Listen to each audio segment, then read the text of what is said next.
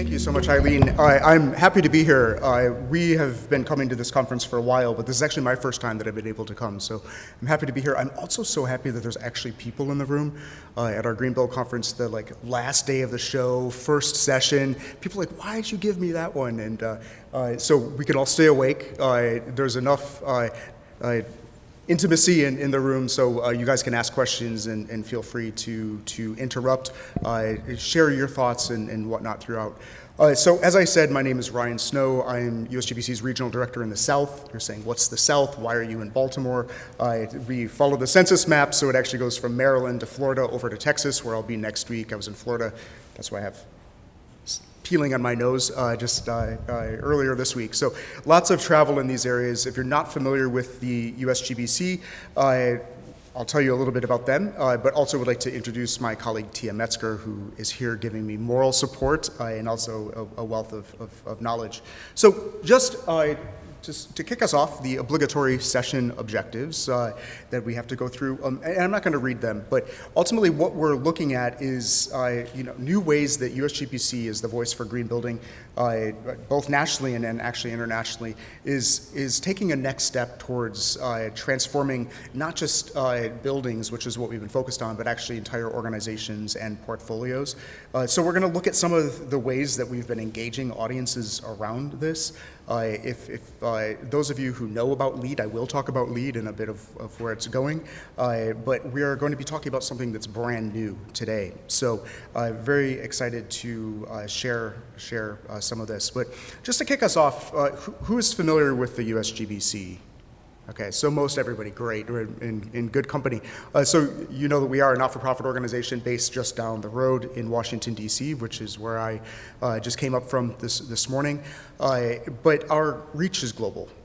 We have been around now for 30 years, and we have thousands of members and hundreds of thousands of individuals who have LEED credentials and are working on projects all around the world. So when I'm speaking today, I'm trying to channel all of that expertise and whatnot, but we have a lot of interesting things that are going on. And of course, many of you know us, as I said, for the LEED rating system, which is the most widely used rating system in the world. We have over 190,000 projects, which are certified in 190 countries and territories around the world, 2.2 million square feet every single day.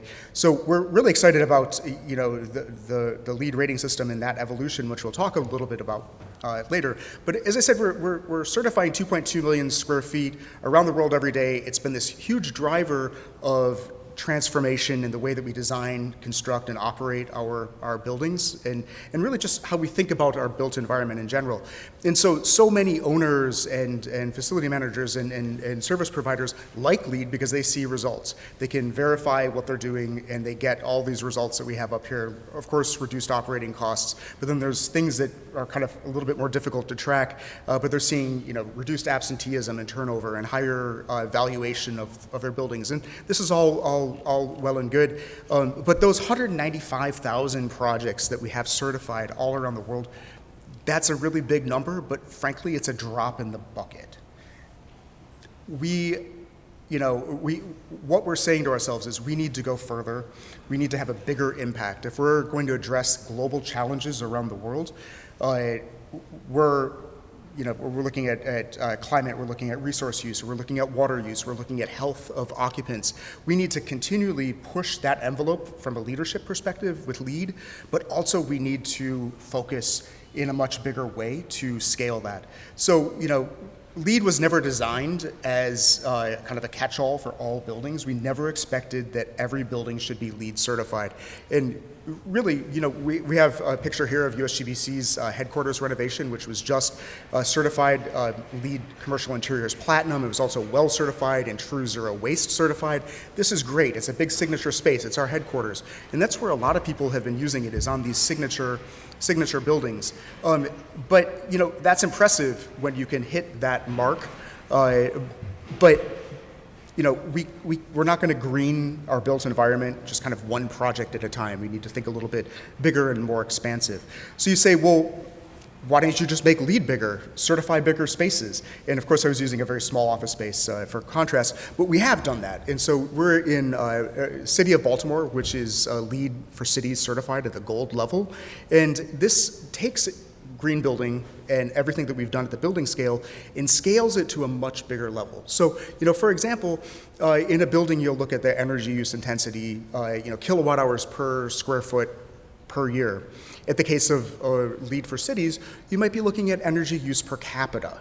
So it changes the metrics of what we're looking at. And certainly, there are a lot of policies and incentives and best practices and just the development that's happening in these cities is having a big impact. And this is what we've seen with LEED over time is that we can change the scale, we can bring more buildings into the fold, we can adapt LEED to fit all different types of things except for boats, which people are like, hey, can I get my boat certified? And we're like, no, it's for buildings. And that's all well and good, and we're certainly scaling sustainability and green building at that level.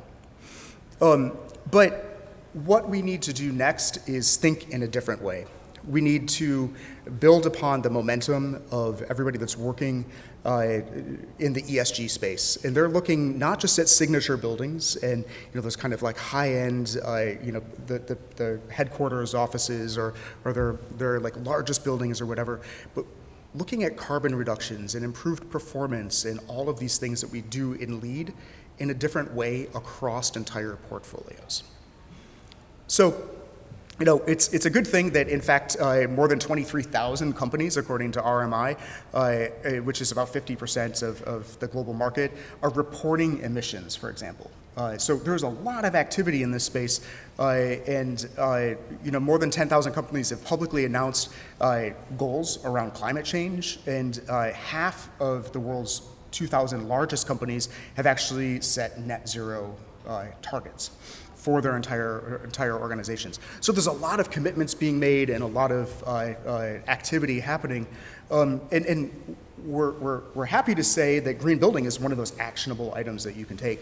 There's an overlap between ESG and green building, and those things align.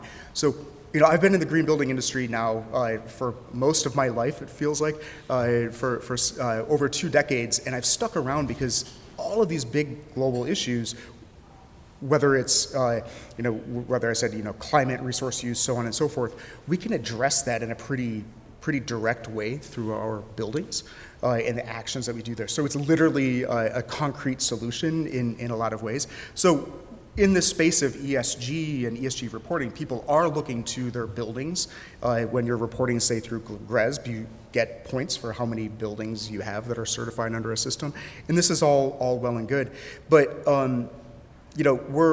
we're trying to say, well, what's that next step? How are we expanding that impact across entire portfolios? So, we see this demand happening over here, and we recognize that the main thing that we've been using in the marketplace for so long shouldn't be the only tool that's out there. And you shouldn't say it's either you do like a high-end green building or nothing at all.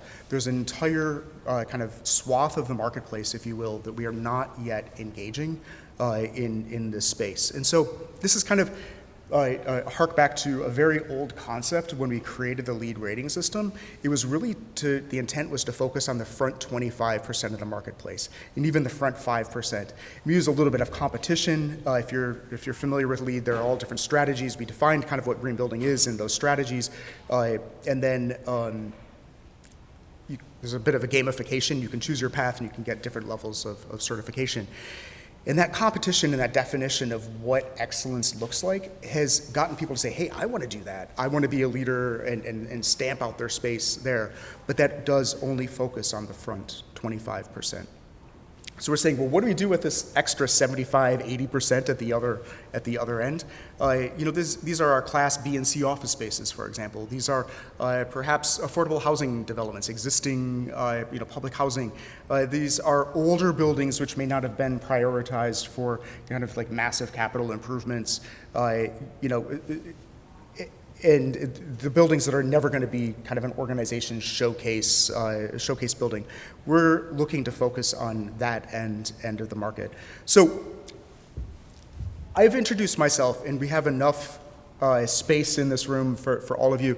I want to ask this question and get a read from you all. First, if we can go around and people just kind of introduce themselves, where they are, and kind of a quick background of what they're doing. But I'd like to hear what your organization's commitments are when it goes to sustainability and carbon reductions on your buildings. So anybody want to share a little bit about what they're doing in this space? What got you here today? Yeah.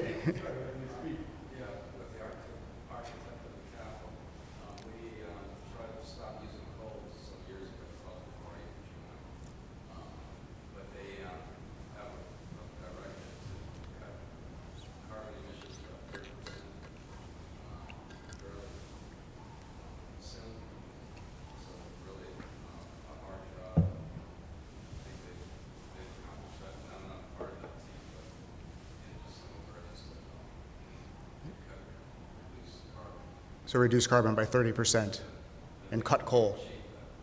Excellent. And where are you based? Oh, the Capitol. Okay. Okay. You've already achieved it. And it's the next 30%, right? Yeah, that's good to hear. Cool. Who else? Yeah. With the University of Maryland, Baltimore, with the downtown campus walking distance from here. It's all the professional schools. And I think the University of Maryland system for a long time has had a minimum requirement for the silver. But well beyond that, with the latest legislation, we have a whole strategy to decarbonize. And we're doing a new building now for the school social group. Mm-hmm. Mike is much more knowledgeable than metrics. I was going to say, real quick, I didn't know this, but Farmer City is LEED Gold certified. So, Yeah.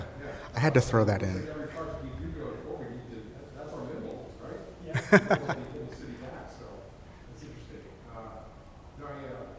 We were 15% green with 3 PPAs, one solar, 2 wind. It's very expensive, lose a lot of money on it.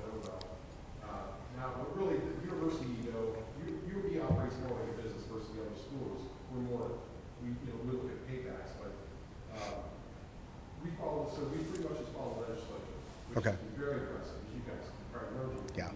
too. And I kind of knew that in advance. The big one is coming here, just that why everybody. Offshore wind. You've heard about it talk about off Ocean City. There's a delegate that wants to have the university system, all the state agencies, by 8 gigawatts of offshore wind, running 200 meg peak demand, and then sell back a huge loss. That's the big one's coming now. So, that's their way to save the state. The ratepayers as well, about the water suing the representing the ratepayers. Great. So That's the big news. lots of great things happening. University of Maryland, Baltimore, and really across the system. Who is from Maryland? Okay. That gives me a bit of a sense. Who else wants to share? What are your organizations doing across your portfolios? Yeah. Well, to make this painfully awkward, we're a consulting engineering firm, so on the front end, when new construction commissioning, we commission LEED buildings all the time. Okay. We then get called back 5-10 years later with LEED buildings that can't perform at LEED standard because the operations and maintenance has broken down at it. I've been pulling numerous studies on.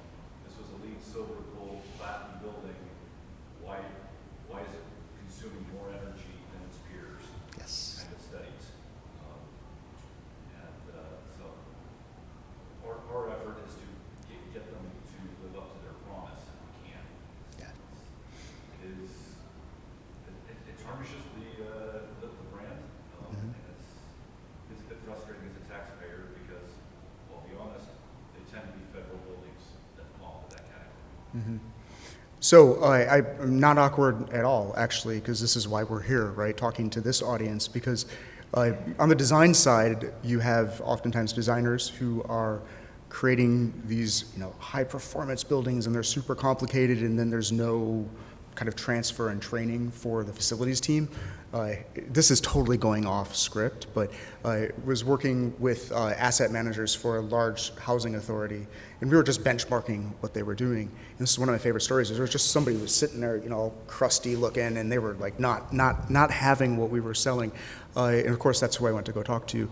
And it was exactly the same story. She's like, I got a LEED Platinum building, and it's the biggest pain in my you-know-what. So there needs to be a gap that's bridged between design and construction and high performance, and then what's actually happening in that building. And so there's, I'm glad to hear commissioning, because commissioning, retro commissioning, continuous commissioning, these are all things that, in 25 years in the green building industry, I can't believe I'm still talking about the value of. But it's like we need to bridge that gap, and that's one of those things, as well as setting up meters and continually tracking. And so not to put Stephen on the spot, but to put Stephen on the spot here with Cellface, has been involved with our LEED O&M rating system. That's a lot of what we're talking about there, and we'll talk about bridging that gap a little bit. So, anyone else want to share what you're up to? Yes. Penny, I'm with Rubbermaid. We are manufacturing, obviously, we have stores, we have all sorts of facilities across. I think one of our big challenges is really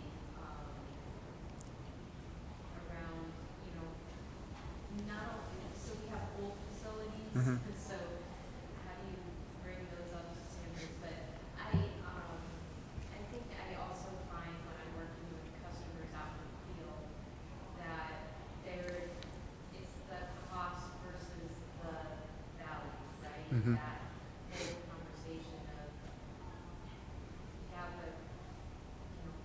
how much is it going to end up costing us in the end? And I hear this, like, it doesn't pay, right? So what sort of value, how do you sell on the value? Because what they see is higher maintenance costs, and they just see more costs, right? Mhm. They don't understand the value. So this is a challenge that we speak through, and a lot of times they're just trying to meet whatever their legislative or Mhm. regulation is. I'm really trying to understand the value of LEED and how we help communicate that. How about that? Yeah, and this is my second soapbox issue is this value conversation, which also is not the focus of what I was going to talk about today, but I love to talk about it. No, because we see a lot of examples where people are saying, oh, it's going to cost too much, or the design team is going to say, oh, this costs too much and we can't do it. And oftentimes it's because there's a learning curve that design or construction team has to go through that they don't want to go through, and so they're actually not selling their clients the full package because they don't have confidence themselves. But we also have plenty of examples where high-performing, fully certified LEED buildings have no cost premium at all because people know how to do it. So I think that it all comes down to the team and that intention. When you think about these things as an add-on, it's going to cost more because you're adding something on versus setting those goals right from the get-go and having a solutions-oriented team that's ready to solve problems together. There are plenty of examples where we've seen on the construction side, say people have actually saved money and been under budget on certain buildings because of things that they've done in investments in high performance, and then they're getting the returns on the operations side. And then when you move into the real estate market, there's a great 3-part report by Cushman and Wakefield that shows that their assets are valued so much higher than other ones. So it's kind of like anything, right? Like things can cost more and things can't cost more. There was one study done a while ago that shows there's actually no correlation. There are green buildings that cost more and there's green buildings that cost less.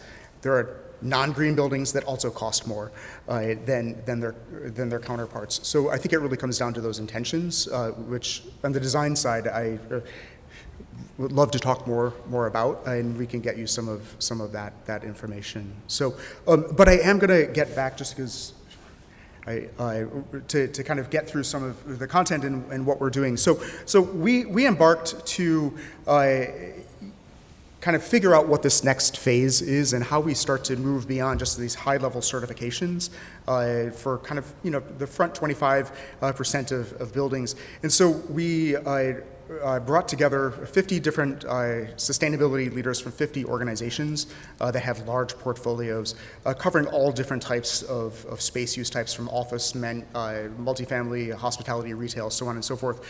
Some are international, some were domestic, some were privately held, some were public institutions, and they were all kind of in various levels of maturity on their roadmap. We wanted to hear from them, what are your challenges, what are your struggles? And so we realized that these organizations really were all over the map. There were some folks we heard from University of Maryland at Baltimore, like you guys are doing this. You're at the Capitol. You've met your 30% goal. There are people that are all different phases. Some of them have met their goals and they're saying, what's next? Some people are saying, hey, my investors are asking for this. I have to do something. What do I do? Some people are in the middle and kind of benchmarking and setting goals or even making commitments. And so out of this, everybody kind of fell into these three groups, as you can imagine: early, intermediate, and kind of more mature with their spaces. And those that were on the early end were saying that they needed guidance and tools to help to develop actual plans on how to address their portfolios. And with that, they needed streamlining of reporting and recognition of kind of micro steps that they were taking along the way. Once again, these are buildings that are not necessarily eligible, say, for LEED certification, but what are those kind of micro steps and how do you recognize that performance? And then the middling phase, they were looking for kind of increased reporting. How can they report more on this? How can they communicate it out and start to analyze that data and see insights so that they can take it to the next level, so they can make actionable steps and that they can actually have verification of what they're doing. And then those most mature ones that are already doing this, they were saying, how do we take it to that next level? How do we continue to streamline what we're doing? How do we streamline our existing green building certifications? Because there are organizations that have made commitments and they have hundreds of certified buildings. They're saying, well, how do we manage that portfolio within the context of our assets that are not here? And so there's kind of a lot of great feedback that we got from them. And so as an organization, what we've done is said, hey, there's two paths. First thing we need to do is look at what we already have. This is our LEED rating system, all the tools behind that, other rating systems that are supported through our systems, and make those offerings better for portfolio consumers so that they can start to manage their LEED assets and all these things along with the other ones, continue to add value with that experience, but then also develop and expand new tools so that those organizations that are looking to get started, that aren't even at the table, don't know that there are tools out there. How do we get them started and create different types of tools in addition to LEED? And so from this, we brought together a group for our portfolio accelerator pilot, which was 8 different, very different types of organizations that represented 140 million square feet from 5 countries and 20 states across the US. Once again, that kind of diversity of building types, and said, okay, pick one pathway, one thing that you want to accomplish, and let's kind of go through that together. And so they looked at these strategies and moved through kind of on a 3-month basis to learn what are the sticking points, what are the things that are needed out there. And this kind of fell into these 3 areas, and you'll see this when we talk about LEED a little bit later, this idea of plan, act, and verify. There's those folks that need that upfront, like, hey, let's plan for this, then how do we turn it into action? And then when we say we've done something, how can we verify that we've actually gotten to that space? And so the other thing that was simultaneously happening is we were investigating this with this small portfolio accelerator pilot, as we were talking to tons of different organizations and service providers and technology software vendors and other folks that were out there to kind of get a lay of the land. And no surprise probably to a lot of you, allied organizations like IFMA and ASHRAE and ULI and all of the kind of professional associations are all trying to address these together. So we are working together across those organizations and engaging lots of different folks to say, how can we bring alignment around the things that we're doing together so that we're not just like duplicating efforts, but ultimately kind of coming out the other end. So the end goal that came out of this initial pilot was to provide an integrated, globally applicable solution so that people can identify their opportunities, create a plan, and prioritize real actions, and then actually track and measure what they're doing, and then deliver robust data and reporting, and be able to streamline what's happening across all of their assets. And then for those who want to go the lead route or any of these routes, we have those systems already, but what are some of those other third-party review and verifications that we can look at, not at the individual building asset level, but across an entire portfolio. So where LEED, you can say, hey, this building is LEED certified, or this single asset is LEED certified. We're saying, how do you verify that X company that has X number of assets, that maybe they've made, they have one building that's net zero and another building that's done a 10% reduction. Those all add up together, and how are we able to verify their reporting on their behalf? And the biggest thing to come out of this portfolio accelerator was this idea of closing that action gap, because once again, as I said at the very beginning, there's a lot of commitments that have been made and not a lot of action. And so we're trying to work towards that actionable step. So this tool that is forthcoming, if you guys have been to the Greenbuild Conference, that's where we kind of announce everything. It'll be later this year in Philadelphia in November. We will fully launch this along with LEED version 5. And there's going to be a lot of action-oriented steps that can be made here. So it's this idea that we want to bring more buildings into the fold. We want to continue to kind of service this space. So I think that's quite a bold move for USGBC, which has kind of had this single tool for a long time. So we want you to keep on top of what's happening. If you want to pull out your phone, you can sign up there and find out more of what's happening as things are released. And there's a lot more excitement of kind of this opportunity for driving performance at scale. And we want to work particularly with the facilities world and the asset managers and those who are doing ESG reporting to come up with solutions that work for you. So we really hope that folks will get involved. Like all of USGBC's tools, as a not-for-profit organization, we don't just sit in the corner and create these kind of in a dark room. It's an engagement process, and so that's why we're here today, is to kind of hear from you, let you know that this is here, and get you engaged in that process. So the good news is that some things already exist that a lot of people don't know about. There are a lot of tools that we have created out there already. But before we move into some of those tools that you can already access right now today, we'd be interested to hear from you all, what are some of the tools that you use already? Of course, there's people that are talking about LEED is one thing, but are there other tools? We know there's Energy Star Portfolio Manager, for example.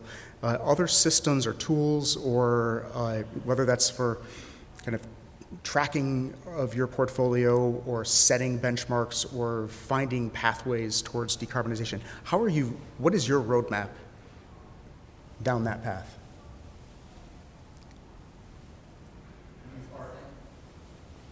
ARC, you use ARC? Oh, we planted you. We'll talk about that in a moment. Energy saving performance contracts? Okay, for capital improvements. So paid through savings. Yeah, that's a good way to do it at the individual building level. Yeah. Energy Star, the building energy performance standards that are coming out. Uh-huh. Many schools have already joined Energy Star, but we're going to be investing a lot of time. Mm-hmm. Oh, yeah, I want to clarify something. I apologize. I ran from my last response. The LEED buildings that we have built, we can build, as Stanley said, the LEED for Blue Roofs now. They're all buildings from the 60s, 70s, 80s, 90s. Early 2000s, they're all really sure. They're performing very well. They're performing very well, yeah. Yeah, the BTU per square foot is much lower. Great. And that's what we see most of the time. There are, of course, outliers where that is not the case. So just quickly, because I have to kind of repeat everything for the recording. So Energy Star, and then building energy performance standards, just BEPS, or building performance standards, building energy performance standards. These are happening in a lot of states or counties or cities around the country. Have it here in Maryland. We have it in DC. A lot of places around the country. So they're coming. Actually, tomorrow I'm taking a delegation from Korea around to several buildings. They're here to look at what we're doing in DC and in Maryland around BEPS. So something to keep an eye out at that local level. Any other tools or standards that folks are looking to when they're addressing? This is not really in the same league. Mhm. And I believe that one of the most important things we can do is to communicate to users and educate. We're, of course, in the business of education, but even at the University of Maryland, Baltimore, we could do a lot more in terms of communicating things we've done. And I know one clever thing some people have done is create dashboards to give real-time information. So my point is, it's wonderful to do all these things, but if they're somehow not communicated, Yes. they really don't expand beyond a very small. Yeah. Yeah. So just to repeat that for the recorded audience, educating the users and the people that are in that building, communicating what's actually happening, dashboards, public displays of things. So you teed me up nicely. So we have a slew of things that already exist. Now, I'm not going to say that these are all perfect, and I'm not going to say that these are fully integrated, and that's really what we're looking at is a fully integrated solution with everything that we're doing. But I'm going to share some of these tools that already exist, and it's going to kind of take, I think, our first and our last audience thing there. Stephen said ARC. So we have a system that we have had for quite some time that people don't even know exists. Not only every building that is registered or certified with LEED has access to this tool, but in fact, any building can use the ARC system. This is a performance tool. It's free to use. There's, of course, a subscription that you can get, like expanded reporting and whatnot.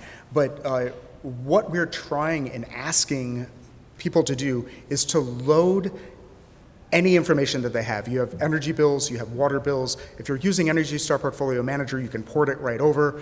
If you're doing waste audits, you're doing any of these kind of main things, you can put your data in there and start to track your buildings right away at that individual level. You can start to see what your score is and how that benchmarks against other buildings, both on a global and a local average. And so there are, you kind of see these racetracks on there. There's energy, water, waste, transportation, and human experience. And so there's data points that you can put directly into there. And there are partners that will kind of connect, and we'll talk about some of those. You can put that information in there. Once again, it's free to use, and it benchmarks against a global data set of other buildings, as well as kind of a local data set. So you can see how your building is performing to others. That little score in the middle starts to translate into how that building would perform if it were in the LEED rating system. So back to your point, this is one of those things that we are asking folks that have a LEED building, put it in there. Start to see how it's tracking towards the newest versions of LEED. You know, this is a path for recertification, even if you have an older version of LEED, but you can see how that's performing not only against other buildings, but against the current versions of the LEED rating system. So it gives you the score, so you can start to score everything and see where everything is. And then, as I said, this is a path for certification. You can get certification, initial certification through LEED for existing buildings, operations, and maintenance, which we'll talk a little bit more about later, or you can recertify a building. So, for example, I was involved with the David L. Lawrence Convention Center, a 1.5 million square foot convention center in Pittsburgh. Anybody from Pittsburgh? No. Okay. Baltimore and Pittsburgh. There's a lot of love between those cities. But so David L. Lawrence Convention Center was certified under LEED version like 2.1. But is continued to recertify and maintain a high level of performance under LEED for existing buildings, and they've continued to do that. So it was originally a gold certified building, and I think it's now been recertified multiple times at the platinum level because they've continued to do exactly what the gentleman over here was saying, is invest in what's happening in the operations and maintenance. It's not just like, hey, this was designed, but how are we engaging and educating our teams and moving them there. So this is one of those pathways. It exists right now. You can use it. It's free. So I encourage everybody to use the ARC system. You can actually then kind of get some enhanced reporting through that. So if you have internal targets, or let's say you're going after, we mentioned building performance standards, right? You can set those building performance standards in there and see where your buildings or your portfolio are tracking towards those building performance standards. If you have, if there's a global framework or kind of an internal one, whatever that is, you can put those targets and those benchmarks in there and see how your individual assets and even get a portfolio view of where those are tracking towards that. There's also, we've teamed up with Schneider Electric to have some energy efficiency analysis that's in there. So this is, a way to kind of analyze those trends at a deeper level. So thanks to Schneider for that one.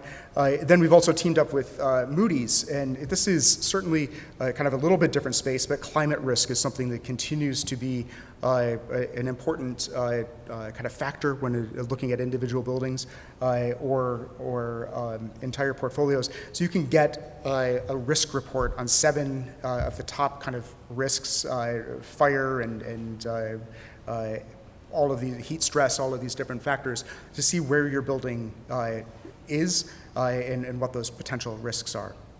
Other things that exist in there is a financial analysis, which we've worked with AutoCase. So you can start to look at, whether it's pre-design, design, as-built, or even upgrades through and kind of optimized retrofits for an existing building. You can see what those changes are and get feedback on ways to make the best decisions there.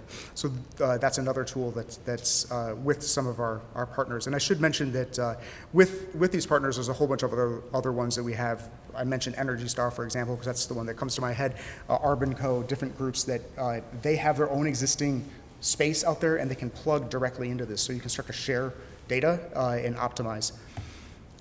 For those who are looking at entire portfolios, once again, for GRESB, there's a GRESB indicator improvement, which gives you kind of a report of ways that you can improve your GRESB score through your individual assets.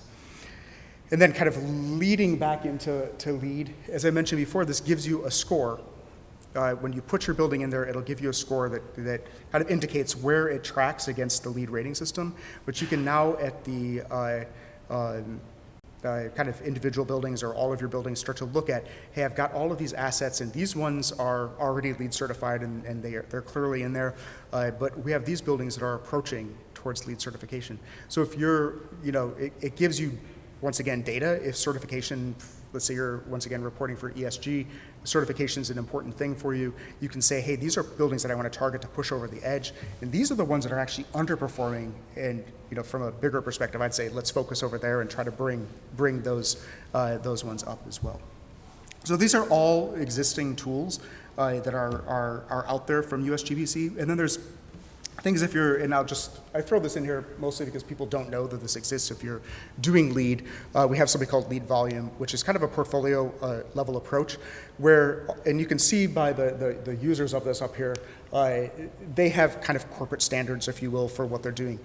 Every McDonald's you go into kind of looks the same, right? So they're able to stamp certain things out. So those corporate standards, you're able to essentially create a prototype for some of the base buildings, and you're able to just quickly get them certified in a much more rapid way. So this is another space where we're looking at kind of scaling sustainability, particularly through the LEED rating system. Just wanted to share that. So we've already heard from some folks, but I do want to transition just because I would be remiss in not talking about what's happening with LEED. Who has experience with LEED? So most everybody. Okay, good. So Stephen, you have to keep me honest on here because you know more behind the curtain with LEED version 5, so feel free to chime in. But the next version of LEED is coming out. There's some exciting stuff happening back in headquarters and virtually to get that out into the market. We launched at the Greenville conference last year the draft version of LEED, version 5. And so we're very excited about this. If you remember what I said before, LEED is a tool for market transformation, and so it's constantly upping the ante. The current balloted version, official version of LEED version 4 came out in 2013. So we needed an upgrade. I always joke, what cell phone did you have in 2013, and do you want to use that today? Nope, we need to upgrade. We have made some kind of upgrades along the way, but the market has shifted in significant ways. And once again, it will continue to shift, and that's kind of the space for these leadership standards, is to move the market along. So the next version of LEED is going to drive the built environment really towards that carbon-free or low-carbon future, but we're also addressing equity and resilience and promoting the wise, safe utilization of all resources. So we did a similar process in the early stages of development of LEED that we were talking about for this portfolio accelerator, was to engage the community, engage practitioners. So we held all these giant forums with hundreds and hundreds of people that were involved in those to say, well, what are the most important things that we need to focus on? And we'd literally say, hey, what about this? And people would raise their hands, and we'd capture that information. And the general consensus through all of these was that about 50% of LEED needs to focus on carbon. And so that is clearly a strong message from the marketplace, and continues to be outside of our focus groups and whatnot. Carbon and climate action is going to be a huge kind of focus of the future versions of LEED. But then quality of life, these are lots of different factors under that, as well as ecological conservation and restoration. Those will each be about 25% of the points that you can get. So it's a well-balanced system from this perspective of focusing across all of those areas. One of the other exciting things that we have committed to with LEED version 5 is giving you some stability of knowing when the next version is going to come out. We're committing to kind of a rating system update now once every 5 years. If you've been following LEED, you've been doing it for a while, it was like, every 3 years, or and we have a 2.0 and a 2.1, and if version 3, which we sometimes call 2009, but it came out in, it becomes very confusing, right? So we want that stability so that the market can prepare for and move along with us. And so we will continue to engage through that process. But the very first version or draft of the new rating system that came out last September is LEED for existing buildings. And I think this is, back to the point of, hey, these designed and constructed buildings are great, but what happens when you turn the keys over to the owner? Are we getting that performance? And what about the rest of the buildings that are out there? And so we are making a strong commitment as an organization to focus on existing buildings and continuing to push the envelope with that. So the draft of existing buildings is out there. We have about 50 beta projects that are going through the system and certifying, so we're learning from actual project experience once again before the fully kind of revised version comes out for public comment. Any person who cares about this that's in this space is welcome to give feedback on that, and that helps us to make the system better. I always say that LEED is built for the market, by the market. That's why I started saying we've got all these members and all these people that are doing this, but the general public has an opportunity to do this, and then ultimately the USGBC membership is the ones who vote on this. So if you are not a USGBC member or your membership isn't lapsed, now is the time to renew that. Shameless plug on that part. So what you'll see in LEED version 5 is similar to what I was showing in the portfolio accelerator, is this idea of plan, act, and perform. So at that base level, what are the plans that you have? What are the policies that you have in place? And then what are the strategies that you're using to implement on that? And then ultimately, you're going to additionally get kind of points and a path towards certification based off of actual performance data. This is what makes LEED for existing buildings different from LEED for design and construction, is because that's a stamp in time, and this is looking at at least a year's worth of operational data in order to get that certification. the certification is good only for 3 years because we can't say, okay, that was great, you operated well then, but what about now? You have to continually work in this space, and so we're excited about that. You can see the scorecard. I'm not going to go through this, but some of the things that we're excited about with this is there are some new prerequisites in this integrative process planning and assessments section. So there's an assessment for climate resilience. There is a social impact assessment and an operational carbon projection. So those are all things that we're asking people to do right from the get-go, because those are, climate resource and carbon and equity are all important parts of this. So we're saying anybody that's a LEED certified building has to address these things. So that's one thing that I'm excited about. And energy performance, this is also something that I am excited about. And when Stephen and team presented on this at Greenbelt, I was like, wow, this is going to be controversial, but also exciting. Is once again, we're going to get points in the LEED rating system for operations and maintenance by demonstrating your performance against other buildings, that benchmarking, which has always been part of LEED version 5. But there's also that opportunity for a building that may not be on that path, they may not be able to get, say, an Energy Star rating, to actually have a historical baseline and show an improvement above that historical baseline. So this opens the door for more buildings to go in there. So what I think is cool about this is, in the past, you'd have to have an Energy Star score of 69 to be eligible as a prerequisite for LEED. Is that right? I'm so bad with numbers. Yeah. Yeah, was it? 75 now. Okay, it was 69 at one point, I think. I can't remember. But you had to meet that benchmark. And if you didn't get that, let's say you had a 74 and you got up to 75. Well, that's great, but what's the impact, right? So you met the prerequisite, but you only got to there.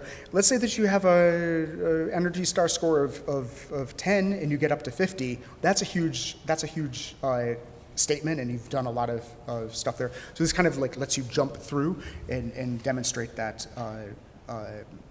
performance. Stephen, did I get that? Did I get that right? Okay, good.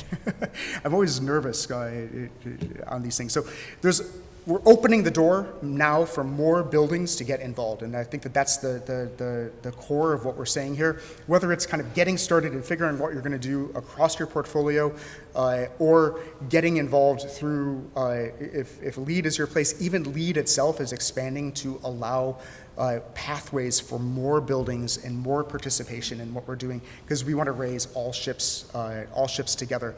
So that is all I got. Once again, we love our QR codes. You can stay on top of what's happening in LEED version 5. There's the opportunity to actually right now give give your thoughts through that. So if you're interested in this, I encourage everybody to go check out the draft version of LEED version 5. Stay in the loop of what's happening. Give us your feedback. Participate in the process, because we need you. So how are we doing on time? We've got about 5 minutes or so. I didn't know if I was going to get through that.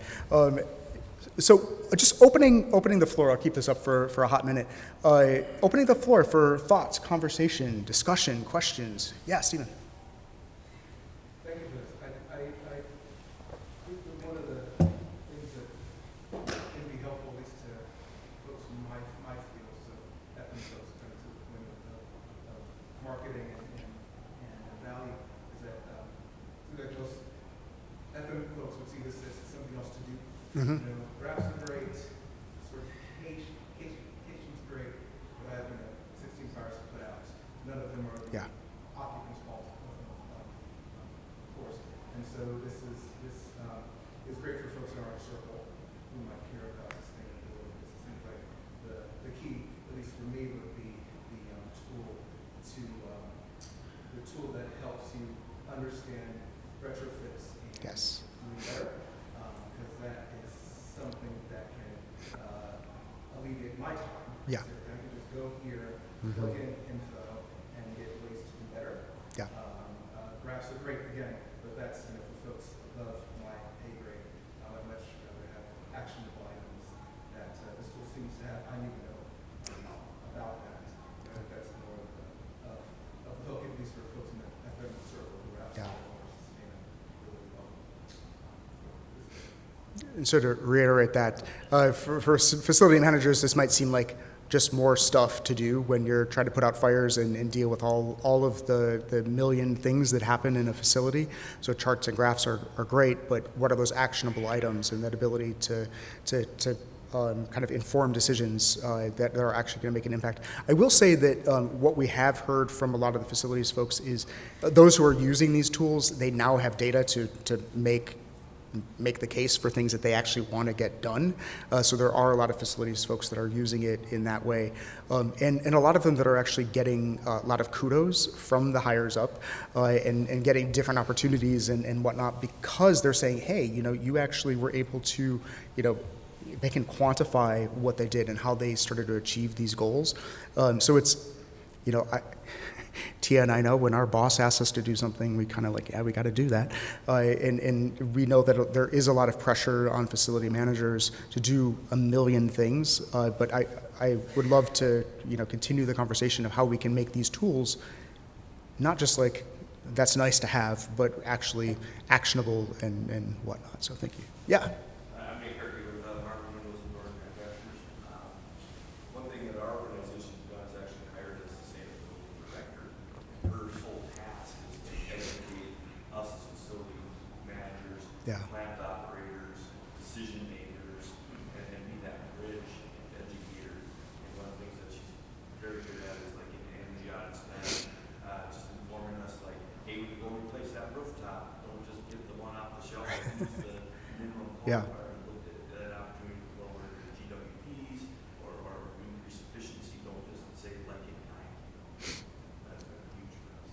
Yeah, so just to reiterate that, organizations are hiring sustainability directors or sustainability managers who are looking at this entire process. It is a new job in a lot of places to use tools like this to assess what it is, to help them communicate and educate the teams that are having to implement, so that you don't have to necessarily, to the previous point, learn a whole new slew of stuff. You have an additional person and an asset on your team that can help you to do that and really shepherd you through. I think that's fantastic. Does anybody else have like director of sustainability type of a person? Yeah. Who are you with? I'm actually with an engineering firm, and we hired a sustainability director 2 years ago. Okay. Not only is she helping out with projects and master plans, but she's also educating the rest of the workforce. That's We should know. That's great. So even within the engineering firms, there's directors of sustainability. Yeah. Cities have chief sustainability officers and chief resilience officers now. So this is a definite trend. So if you kind of like this stuff, it's also maybe a new trajectory. Other thoughts, questions? Yeah. There is a group here locally of universities, maybe about 15 of them, Mm-hmm. where the sustainability people meet quarterly. Right? And it seems like one thing that comes up very often is how to communicate to the leadership, how to get a seat at the table, how to communicate to them why to do certain things. Yeah. And so any tools that I think are more geared to the financial case Mm-hmm. for even incremental upgrades would be very beneficial. You need to speak the language of the leadership making. Yes. Yeah. Speaking the language of leadership is one of those tricky things, and every type of institution has different drivers behind it. In my career, I've worked with everything from like Fortune 500 to like a small church, and their motivations are totally different, right? And so trying to find what that is, and then get the resources and the data that can either directly kind of make that case or indicate the case is always kind of the silver bullet that we're all looking for. So, yeah, we do have some resources on that. We'd love to connect further. Yeah. Any? I have a question. I noticed well-being is part of this B35. Can you briefly explain what that covers? Yeah, absolutely. So well-being has always been part of LEED from improved ventilation rates, reduction of toxins, all of these things to provide indoor air quality and indoor environmental health. So it's always been part and parcel with LEED, but LEED stands for Leadership in Energy and Environmental Design, so people think it's all just kind of like that. But there's so many other things that's there. So we're ultimately re-emphasizing that because people are obviously focused on health, right? And so looking at additional strategies that we can improve health performance and make it part and parcel with the rating system is kind of that intent. Then when you scale it, that's obviously human health, but there's also kind of social health when we're looking at things like LEED for cities. Other? Where are we on time? Okay, we are 1 minute over. So I will be here all day. Tia will also be here with me. So we'd love to connect with you. Thank you all for coming out at 8 o'clock in the morning. You all are troopers, and we absolutely appreciate it. So thank you so much.